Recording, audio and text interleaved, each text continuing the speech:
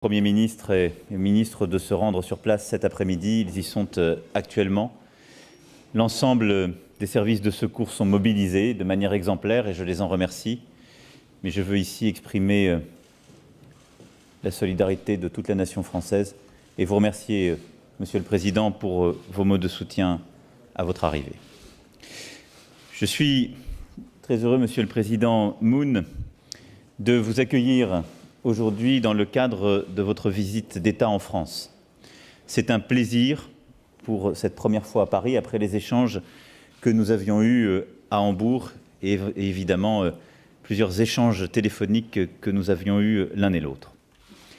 Nos deux pays ont des intérêts conjoints croissants, à la fois au plan bilatéral et sur la scène internationale, et c'est pourquoi nous souhaitons renforcer la dimension stratégique de nos relations et continuer à développer notre dialogue et nos coopérations concrètes. Avec le président Moon, nous sommes donc convenus de donner une nouvelle impulsion à notre partenariat selon 4 axes prioritaires, préparés depuis plusieurs mois: la coopération sur les questions internationales, les relations économiques, notamment dans le domaine de l'innovation, la coopération universitaire et scientifique, et la sécurité et la défense. Pour ce qui est des questions internationales, notre entretien a été l'occasion, bien évidemment, d'évoquer la situation dans la péninsule coréenne. Je veux ici saluer les efforts déployés par la Corée du Sud et le président Moon en particulier en faveur de la dénucléarisation de la péninsule coréenne et de la paix. La gestion de la crise nord-coréenne connaît incontestablement une nouvelle étape sous votre impulsion, Monsieur le Président, et je vous en remercie et veux ici vous redire tout le soutien de la France. Nous attendons maintenant des engagements précis de Pyongyang, démontrant sa volonté réelle de s'engager dans un processus de démantèlement de ses programmes nucléaires et balistiques. Dans l'attente, les sanctions adoptées par le Conseil de sécurité des Nations Unies s'appliqueront, et la France, pour sa part, en tant que membre permanent du Conseil de sécurité, entend contribuer pleinement aux efforts pour mettre fin à la menace pour la paix mondiale que représentent les programmes de la Corée du Nord et pour parvenir à une dénucléarisation complète, vérifiable et irréversible.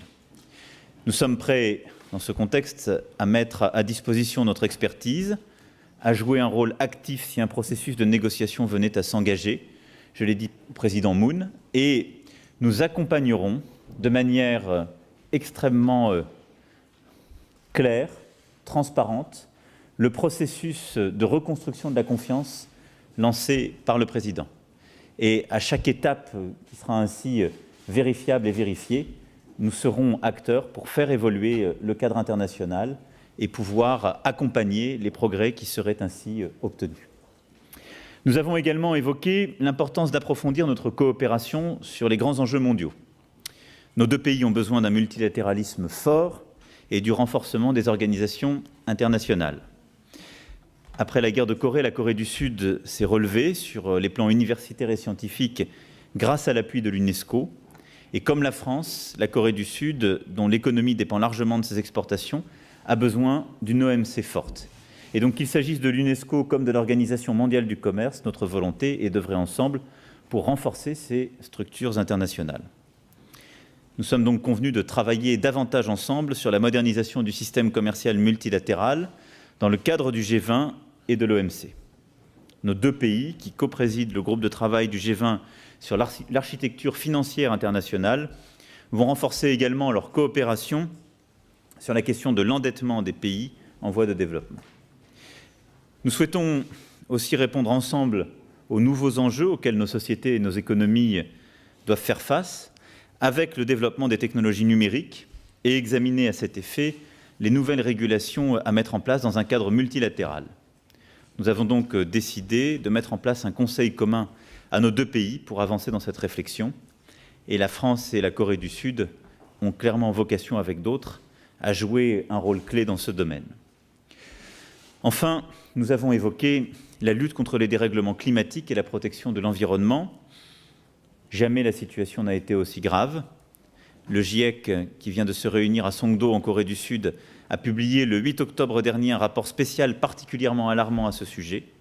Et nous comptons donc sur le soutien de la Corée du Sud dans les grandes négociations à venir, la fixation des règles d'application de l'accord de Paris à la COP24 en décembre prochain à Katowice, l'amélioration de la protection de la biodiversité lors de la COP biodiversité de Pékin en 2020 et du Congrès mondial de la nature à Marseille en 2020 également. Enfin, l'adoption d'un pacte mondial pour l'environnement ambitieux dans le cadre des Nations Unies. Je tiens aussi à ce que la France et la Corée du Sud soutiennent des projets concrets de lutte contre les dérèglements climatiques. C'est pourquoi j'ai proposé au président Moon de rejoindre plusieurs initiatives comme l'Alliance pour la décarbonation des transports, la déclaration Tony de Brume sur les transports maritimes ou l'initiative relative au système d'alerte précoce aux risques climatiques. Ces défis sont essentiels et seront au cœur de la présidence française du G7 en 2019 et seront également abordés dans le cadre du G20. Nous avons bien sûr évoqué le renforcement du caractère stratégique des relations entre l'Union européenne et la Corée du Sud, et c'est le sens du déplacement en Europe du président Moon, qui participera également le 19 octobre à mes côtés au sommet Union européenne-Corée du Sud à Bruxelles, et l'ASEM sera le cadre d'un tel échange où nous pourrons justement évoquer l'ensemble de ces sujets de partenariat. Deuxième axe stratégique, c'est sur le plan économique. Nos échanges commerciaux sont aujourd'hui de plus de 8 milliards d'euros et ont triplé durant les 20 dernières années, notamment grâce à l'accord de libre-échange entre l'Union européenne et la Corée du Sud. Ils sont de plus en plus diversifiés, couvrant les secteurs de l'aéronautique, du spatial, de l'automobile, de l'électronique, de la chimie et de la santé ou de l'agroalimentaire.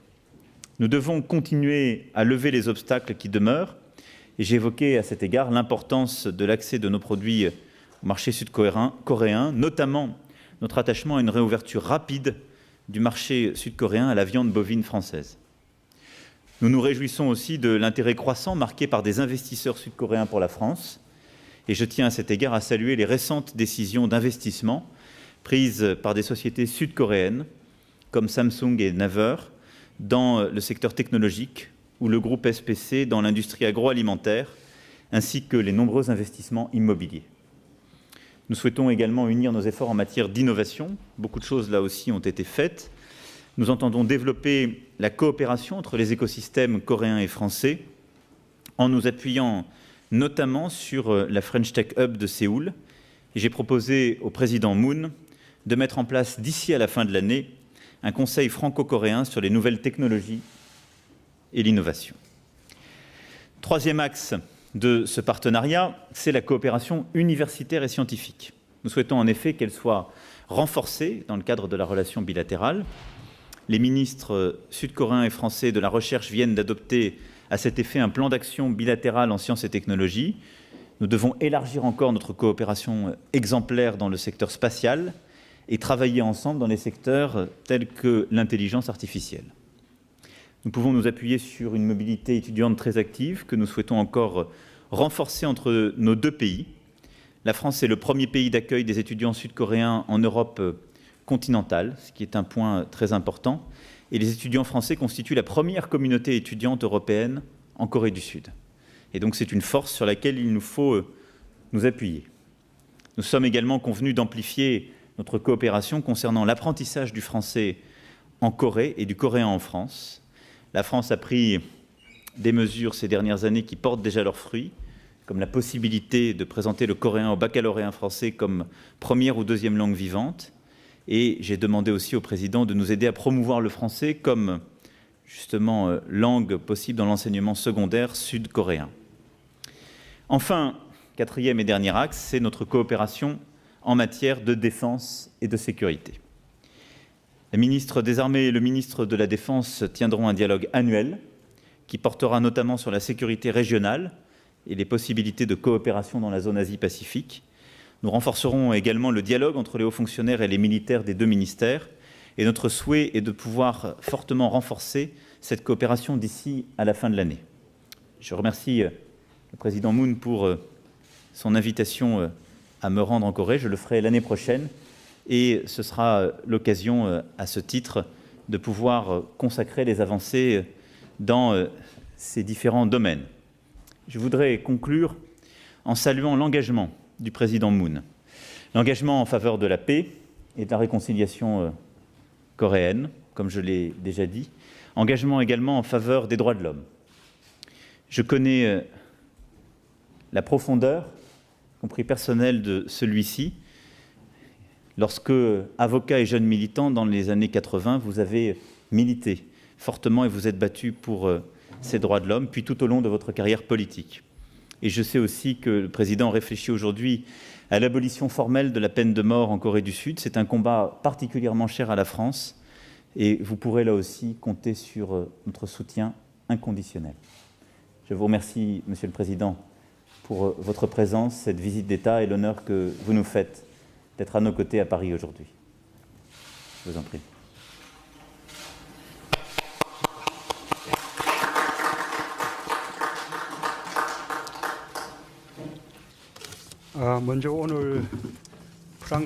Monsieur le Président, j'aimerais encore une fois exprimer ma profonde désolation à l'égard des victimes des inondations au sud de la France.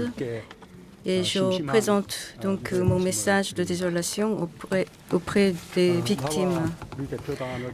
Je tiens à remercier de tout mon cœur M.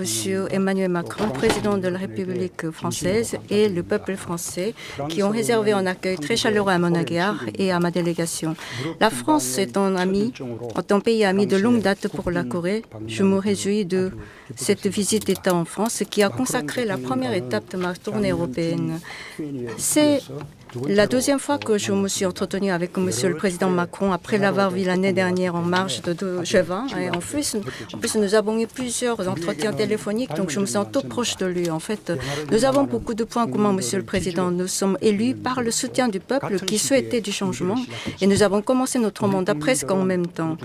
Et en Corée, on dit qu'en fait, nous sommes des camarades de même promotion pour le mandat présidentiel. Nous partageons aussi les mêmes convictions et volontés fermes pour la paix. Cette année revêt une signification particulière en raison du centenaire de la fin de la Première Guerre mondiale. La France, qui s'est relevée de la blessure de la guerre, est en marche sans relâche pour la liberté et la paix. Le Forum de Paris sur la paix au mois prochain sera une autre marque monumentale. Je salue le leadership du président Macron.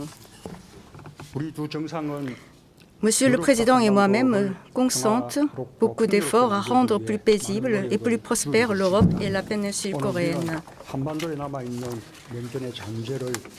Nous venons de nous mettre d'accord sur la nécessité de faire dissiper complètement les reliques de la guerre froide et de la péninsule coréenne. Nous sommes mis d'accord sur la signification historique de la déclaration de Panmunjom et de l'accord de Sentosa. Nous avons évalué très importantes les mesures concrètes et sincères entreprises par la Corée du Sud, du Nord et des États-Unis. Et dans cette étape de la dénucléarisation complète de la péninsule et de l'établissement de la paix pérenne, le rôle et la contribution de la France, leader et membre permanent du Conseil de sécurité des Nations Unies et cheville ouvrière de l'Union européenne est très attendu. Je renouvelle mes remerciements auprès de M. le Président Macron pour son soutien sans faille à la paix dans la péninsule. Et vous m'avez promis que vous allez être le partenaire sans faille pour accompagner nos efforts pour la construction de la paix. Je vous remercie. Nous avons aussi discuté de diverses mesures concrètes pour développer le partenariat global au XXIe siècle, tourné davantage vers l'avenir. En premier lieu, nous avons décidé de dynamiser la communication stratégique entre nos deux pays. Les deux chefs d'État continueront bien sûr le dialogue tout en maintenant notre lien étroit et fort. Et dans ce sens, et je vous remercie d'avoir donc répondu oui à notre invitation pour vous rendre en Corée l'année prochaine. Et qu'il y aurait donc des échanges et des concertations stratégiques à haut niveau des affaires étrangères et de la défense nationale qui seront renforcées et nous coopérons de manière encore plus rapprochée, non seulement pour la question coréenne, mais aussi pour la paix et la stabilité de la communauté internationale. Deuxièmement, nous réunirons nos efforts pour apporter des réponses aux enjeux planétaires. nucléaire. Monsieur le Président Macron fait preuve d'un leadership mondial à réagir face au changement climatique. La Corée, de sa part, soutient le développement durable des pays en développement à travers de divers projets, dont Global Green Growth Institute, GGGI. La participation de la France au GGGI sera en très grand renfort. L'établissement de l'ordre du commerce international libre et impartial est aussi très important. Nos deux pays vont coopérer pour endiguer l'expansion du protectionnisme et créer un environnement des échanges commerciaux fondés sur les règlements de l'OMC. Troisièmement, nous avons décidé d'étendre en grande envergure les domaines de coopération concrète. Nos échanges et nos investissements seront encore plus étendus pour que nos concitoyens puissent jouir des résultats palpables. Dans ce contexte, nous avons émis nos préoccupations au sujet de mesures de sauvegarde de l'Union européenne sur l'acier coréen. Je sollicite la compréhension et la coopération de Monsieur le Président Macron pour que le secteur concerné dans nos deux pays puisse se développer mutuellement. Nous avons aussi décidé de renforcer la coopération dans le domaine des nouvelles industries. Nos deux pays sont dotés des technologies de pointe et des capacités de leur commercialisation. L'effet synergique de notre coopération se fait attendre. Nous avons décidé de profiter pleinement du projet commun de recherche et de développement international franco-coréen ainsi que de plans d'action sur la coopération en sciences et technologies. Notre coopération sera étendue dans les domaines de Big Data, de l'intelligence artificielle, des véhicules autonomes ainsi que le développement spatial. Et cela se traduira par la croissance économique et la création d'emplois. Et nous avons décidé aussi d'étudier le moyen de renforcer la coopération aéronautique. Les fleurons d'entreprises coréennes participeront au développement de l'industrie aéronautique. Cela permettra de préparer le socle en vue d'augmenter la fréquence des vols. Quatrièmement, nous avons décidé de renforcer activement les échanges des jeunes générations et la coopération éducative. Nous avons mis sur le rail le programme d'échange d'étudiants entre le groupe INSA de France et le groupe des 5 universités technologiques du groupe CASTA. J'espère que ce sera une occasion précieuse pour les étudiants porteurs de l'avenir de nos deux pays s'ouvrir les uns aux autres et de rayonner de leurs compétences. Nos deux pays ont une belle langue nationale. En Corée, les produits baptisés en français se taillent en franc succès. Je me réjouis de l'offre active de la langue coréenne en France. Les échanges linguistiques approfondiront nos compréhensions mutuelles en culture et en histoire.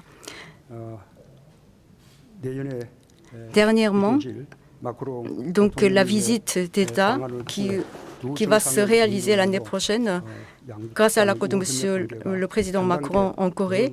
Je pense que je suis persuadée que cela va permettre de développer notre relation d'un cran. Je vous remercie, Monsieur le Président. Merci à vous.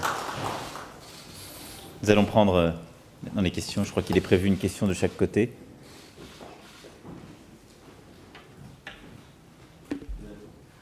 네, 먼저 질문드리겠습니다. 데일리안 이충재입니다. Je suis Ichungje de Dailian. Je vais vous poser une question.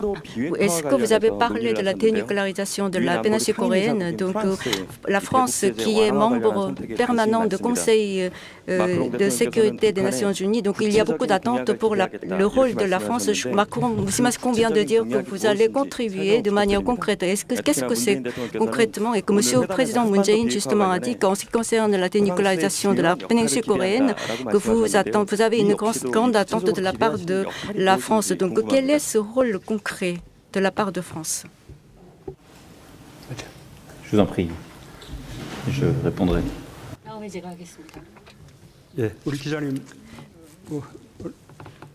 Vous avez destiné à qui la question? Vous souhaitez qui va répondre d'abord? Je vais d'abord adresser la question à M. Macron. Par courtoisie, comme il s'agissait d'une question d'un journaliste coréen, je proposais au président, mais je peux tout à fait commencer. D'abord, en tant qu'État doté, la France est tout à fait disposée à apporter toute coopération technique dans le cadre du processus. Et donc nous avons une expertise scientifique, technique, opérationnelle en matière nucléaire qui, dans le cadre d'une dénucléarisation, est tout à fait utile et que nous souhaitons pouvoir mettre à disposition si elle apparaît comme étant pertinente. Deuxièmement, vous l'avez dit, en tant que membre permanent du Conseil de sécurité, nous aurons accompagné ce processus et l'évolution éventuelle des sanctions internationales et la normalisation qui doit accompagner un processus si il est mené à son terme. Et donc, dans ce cadre, je l'ai dit, la France est attachée à une dénucléarisation complète, vérifiable et irréversible, conformément à ce qui a été à plusieurs reprises réaffirmé par la communauté internationale. Et donc, c'est dans le cadre justement de cette dénucléarisation, à la condition de sa bonne réalisation conformément à ces principes, que nous sommes tout à fait disposés à accompagner le cheminement qui sera ainsi rendu possible par les initiatives prises par le président Moon et le dialogue renoué entre la Corée du Sud et la Corée du Nord. Voilà, de manière très concrète, à la fois sur le plan technique et scientifique et sur le plan diplomatique, comment la France entend accompagner le processus lancé, en redisant que nous sommes à la disposition du président Moon sur ce point.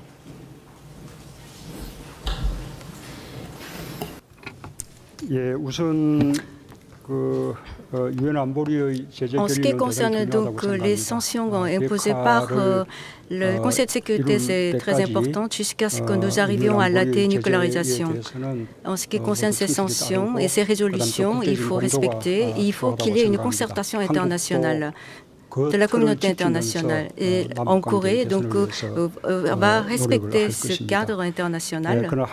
Et puis, il y a une autre chose sur laquelle nous devons réfléchir, c'est que la Corée du Nord, quand plus qu'elle se laisse aller, qu'elle laisse du côté l'arme nucléaire, il faut aussi leur garantir garantie sécuritaire et qu'ils puissent être en sécurité en se laissant aller les armes nucléaires.